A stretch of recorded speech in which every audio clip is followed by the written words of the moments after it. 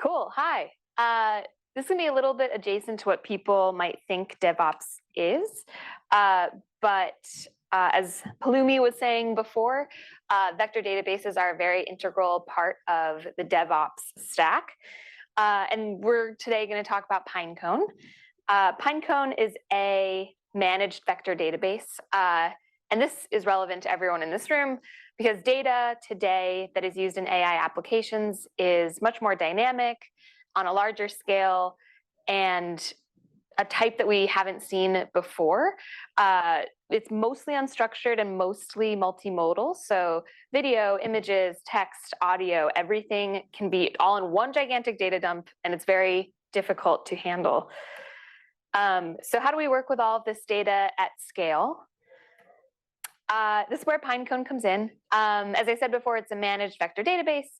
And the things that we think make it special are that it's AI native. So this means unlike a database that happens to integrate an add-on index that can do vector search, Pinecone is native to vectors. So everything from the infrastructure it's deployed on to the algorithms that run under the hood, it is all purpose-built to speed up and lower costs for vector computations. It's production ready, which I don't know if anybody is particularly excited about here, but we have HIPAA compliance, which we just launched, which is really amazing. So we can do like a bunch of medical stuff, government stuff. It's like very exciting. And we're developer first. So a lot of these databases are usually geared towards product managers or data scientists, but we are developer first. So everything is interactive through API endpoints. We have a ton of technical documentation. And I would say pretty much 90% of everyone at the company, regardless of whether they're technical now or not, have worked for many years as backend engineers. So we live and breathe what we make. So I'm going to be taking us inside the Pinecone.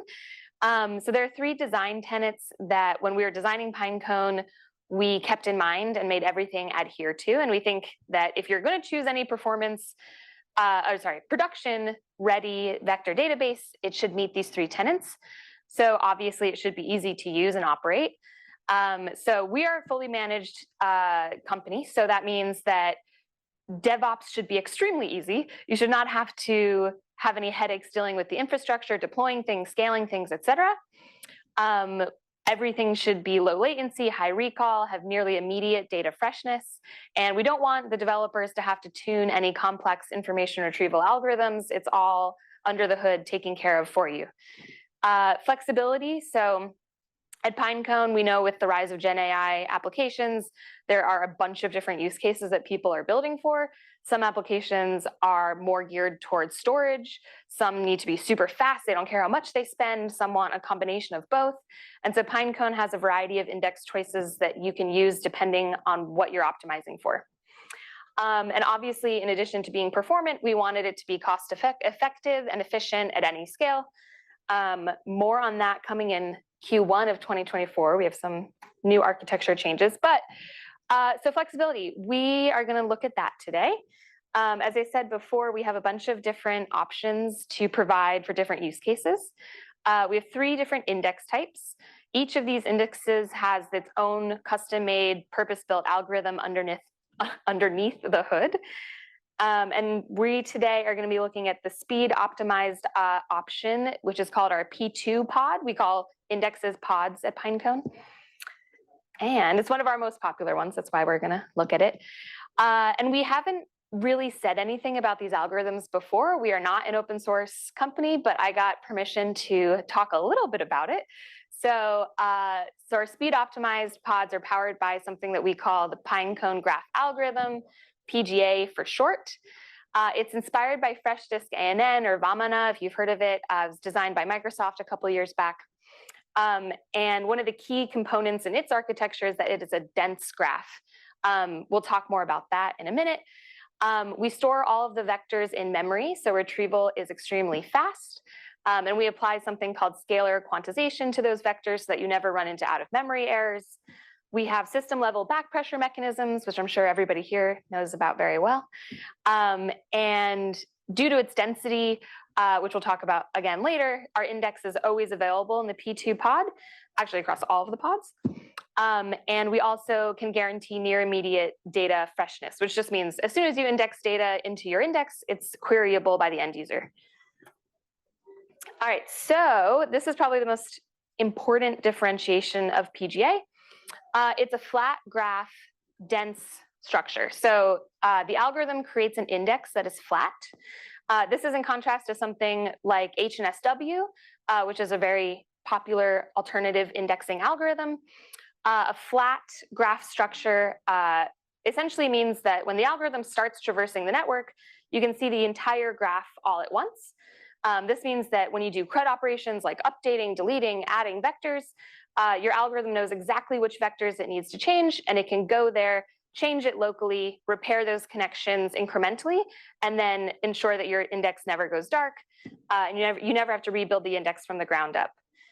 If you want to get geeky into algorithms, we can contrast this with HNS-W, which essentially, because the algorithm only knows the universe of nodes and edges per layer that it's on, each time a node changes, that means all the subsequent layers surrounding it need to change in tandem and dependent on how that change has been implemented.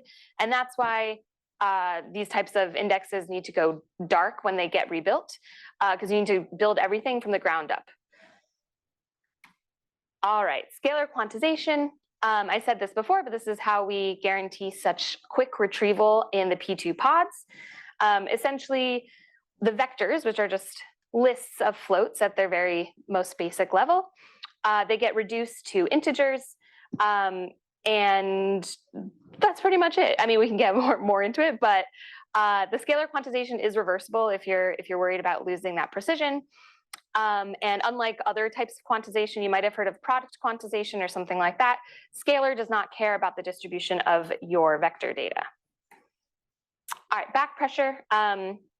So essentially, we have a metric that we measure memory with. It's called a fullness metric. And we monitor this fullness metric in production for all of our deployed indexes.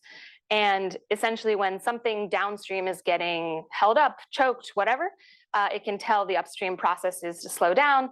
And this ensures that in production, the users never see out of memory errors or spikes in cost or anything like that. And then this is just a nice little graph we have. So this is our PGA algorithm using the ANN benchmark public data set, the Fashion MNIST data set. You can see that it is the topmost brightest blue line there. This is essentially showing how quickly we can retrieve highly relevant search results. And you can see it outperforms pretty much all the other indexing algorithms that you are likely to have heard of. And we're coming out with new benchmarks too. We're gonna re-benchmark everything with the rise of all these new technologies.